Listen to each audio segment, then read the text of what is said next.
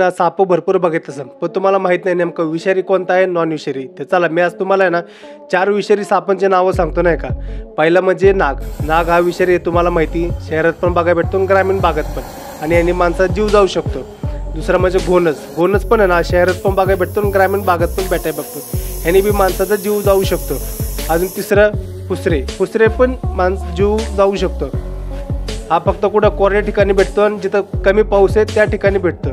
आणि चौथा म्हणजे मण्यार. मण्यार हा फक्त रात्रीचा जास्त करून बघायला भेटतो बरं का, कारण रात्री हा ॲक्टिव्ह असतो आणि हा ग्रामीण भागात जास्त करून बघायला भेटतं.